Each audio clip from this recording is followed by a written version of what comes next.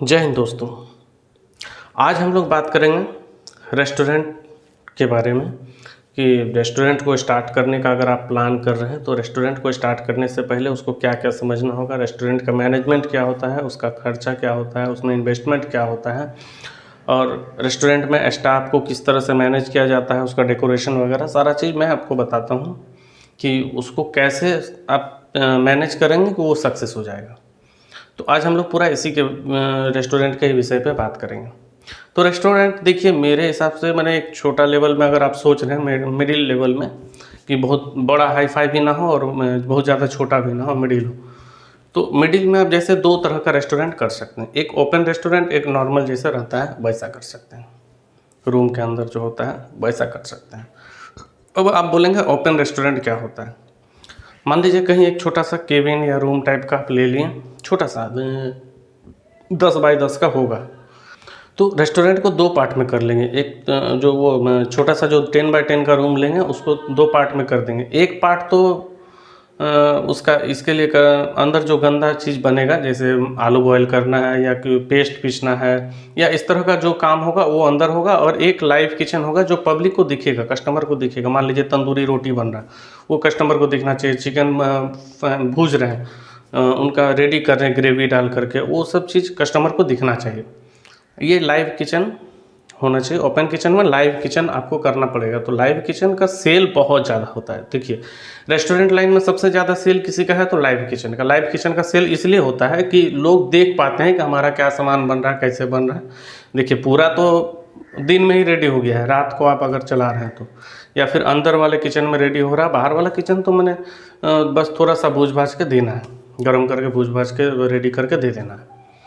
अब बॉयल करके तो पहले से रखना पड़ेगा जो भी आइटम है। मान लीजिए चिकन है तो चिकन को हल्दी डाल करके, नमक डाल करके पहले से बॉयल कर लिए। उसके बाद इस तरह से जो भी है, जैसे ग्रेवी बनाना है चिकन का तो वो पहले बना करके रख दिए, और आटा लगाना है वो सब पहले, जो भी मैंने काम है वो पहले करके रख दिया। और कस्टमर आया बस उस समय गर्म करना है उसको, वो क्या डिमांड किया उसके हिसाब से बना करके दे देना है। तो ओपन किचन का क्या है, तो ये एक तो ये होना चाहिए छोटा सा, आप 10 बाई 10 का भी रूम ले लेंगे और वहाँ हो जाएगा। ऊपर से थोड़ा एल्वेस्टर का शेड लगा दीजिए, लगभग 20 फुट में, 20-30 फुट तक आप शेड लगा दीजिए। शेड लगा करके चारों तरफ से घेरने की जरूरत नहीं, बस ऊपर से शेड डाल दीजिए और नीचे टेबल कुर्सी प्लास्टिक का लगा दीजिए, स्टैंडर्ड थोड़ा सा अच्छा लगे। और लाइटिंग कर दीजिए थोड़ा अच्छा से, क्योंकि रेस्टोरेंट लाइन में लाइटिंग बहुत ज़्यादा ज़रूरी है। तो सब तरफ से लाइटिंग अच्छा कर दीजिए और नीचे टेबल कुर्सी लगा दीजिए। चाय वगैरह का भी मैंने व्यवस्था रखी है। पानी का क्वालिटी अच्छा रखिए, बिसलरी का पानी रखिए या किनले का, ये कोई अच्छा स्टैंडर्ड पानी रखिए। लोकल भी रख सकते हैं लोग कमाने के लिए। लोकल में क्या है कि मार्जिन ज़्यादा होता है, इसलिए लोग लोकल भी रखते हैं, रख सकते हैं, कोई प्रॉब्लम नहीं। लेकिन दोनों ऑप्शन रखिए। कुछ लोग होते हैं जो लोकल नहीं पीते, उनको ब्रांडेड पानी ही चाहिए, बिसलरी या किनले का चाहिए, तो उनके लिए आपको रखना पड़ेगा। मेल के लिए नहीं रखेंगे तो दूसरा दिन से कस्टमर नहीं आएगा। तो ये हो गया ओपन रेस्टोरेंट का। अब जो नॉर्मल रेस्टोरेंट होगा उसको तो मैंने क्या है, उसका अंदर से डेकोरेशन अच्छा कर दीजिए। उसका भी अंदर, अगर अंदर में ही अगर लाइव किचन हो तो ज़्यादा बेहतर है। एक तो बड़ा किचन अंदर होता ही है, एक लाइव किचन कर दीजिए। कुछ चीज़ कस्टमर के सामने बने तो उनको अच्छा लगता है और विश्वास होता है कि हमारा जो सामान बन रहा है ताज़ा और अच्छा बना करके दिया जा रहा है। जैसे नूडल्स वगैरह फ्राई हो रहा है तो सामने हो गया, डोसा बना रहे हैं तो सामने कस्टमर के सामने बन रहा डोसा। ये सारा चीज़ आप लाइव किचन में कर सकते हैं। तो और बाकी डेकोरेशन तो अच्छा, आप टेबल जितना भी महंगा लगा सकते हैं उसमें कोई प्रॉब्लम नहीं है। वो लकड़ी का भी टेबल होता है, लोहे का भी बना करके लोग ऊपर से पत्थर डाल देते हैं। लोहे का फ्रेम चारों तरफ से बना दिए, ऊपर से पत्थर डाल दिए। और कुर्सी जो होता है वो मजबूत और महंगा कुर्सी होता है, क्योंकि टाइल्स पे स्लिप ना करे। नीचे टाइल्स लगा होगा तो टाइल्स में स्लिप ना करे, ऐसा हम लोगों को मैंने मजबूत चेयर भी रखना होगा। महंगा चेयर आएगा, एक चेयर 1200-1300-1400 रुपये का आएगा। और कलर कॉम्बिनेशन देख लीजिएगा रेस्टोरेंट का। अगर रेड कलर है तो उसके हिसाब से टेबल का कलर ब्लैक हो और चेयर का कलर रेड हो, काउंटर का कलर भी रेड हो तो अच्छा लगेगा। इस तरह से उसका कॉम्बिनेशन बनाना पड़ेगा। तो ये सारा चीज़ कोई इंजीनियर होगा वो बहुत अच्छा कर देगा और अच्छे से बना देगा। जो लाइव किचन होगा उसके ऊपर वो एग्जॉस्ट फैन लगाना, उसका पूरा सेट आता है, उसको लगाना ज़रूरी हुडिंग होता है, वो लगा देंगे तो क्या होगा कि आपका नीचे चूल्हा जल रहा है तो ऊपर से खींच करके लेके चला जाएगा वो। तो आपका जो रेस्टोरेंट का डेकोरेशन है या टेबल उबल में ये सब में तेल नहीं जाएगा, नहीं तो ऑयली हो जाएगा सब। हाथ लगाएंगे तो कपड़ा में लगेगा या दाग चप चप चप चप इस टाइप का करेगा। तो इसके लिए उसको एडजस्ट फैन लगा दिया जाता है ताकि वो खींच के लेके चला जाए, अगल बगल कहीं कोई नुकसान ना हो। तो ये हो गया नॉर्मल रेस्टोरेंट और ओपन रेस्टोरेंट का। अब इसके अंदर हम लोग काम कैसे करेंगे? काम करने का दोनों का तरीका सेम है। ये तो मैंने डेकोरेशन का हो गया, आप कस्टमर के सामने कैसे प्रेजेंट कर रहे हैं, तो ये कस्टमर के सामने प्रेजेंट करने का बात हो गया। अब बात कर लेते हैं इन्वेस्टमेंट का। तो इन्वेस्टमेंट, रेस्टोरेंट का जो मिनिमम इन्वेस्टमेंट होता है 1 लाख।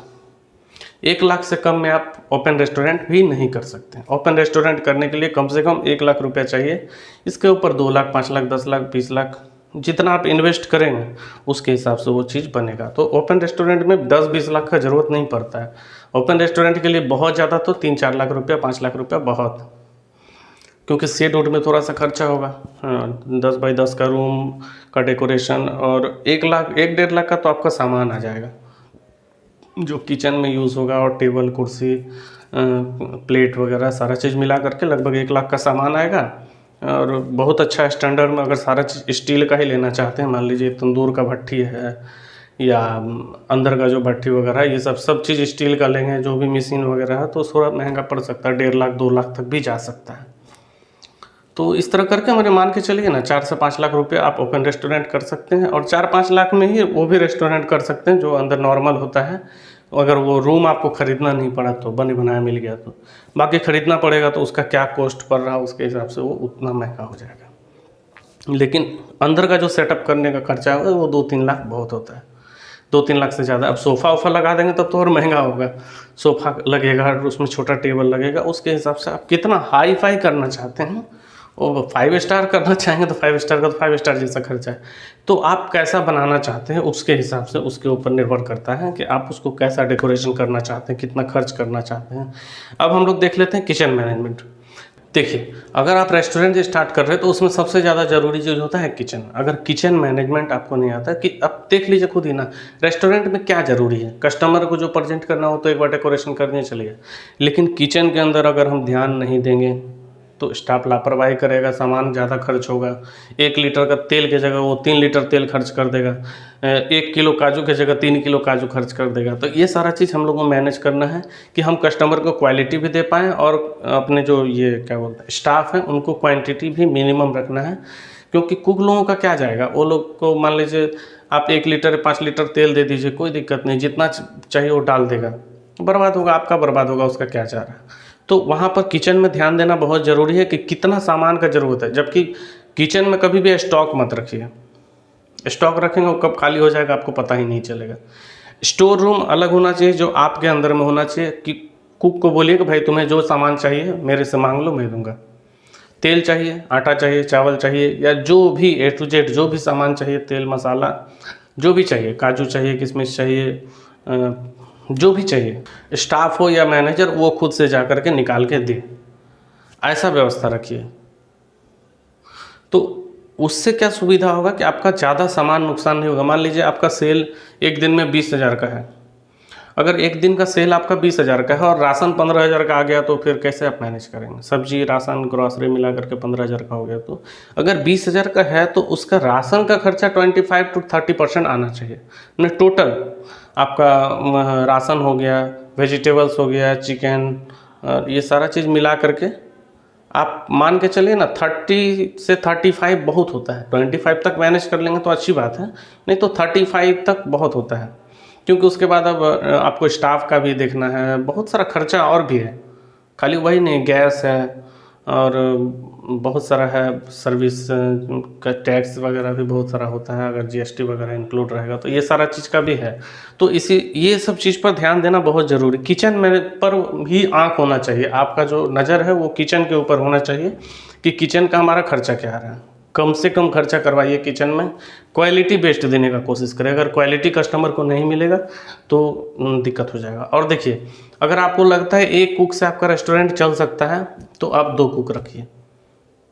अगर एक कुक रखेंगे उसका तबीयत खराब हो गया और वो नहीं आया, या कुक लोग का बदमाशी भी बहुत होता है, एक बार बोलेगा भैया एक दिन का छुट्टी करेंगे, या कभी बिना बोले भाग गया, तो अगर मान लीजिए वो 15 दिन रुक गया तो आपका 15 दिन रेस्टोरेंट बंद हो जाएगा ना। रेस्टोरेंट एक दिन भी बंद नहीं होना चाहिए। मान लीजिए मैं आया आपके रेस्टोरेंट में खाना खाने, आज मैं खाया, कल फिर मुझे लगा क्वालिटी अच्छा है यार, 5 दिन बाद फिर फैमिली को लेकर के आप गए तो वहाँ पर देख रहे रेस्टोरेंट बंद है।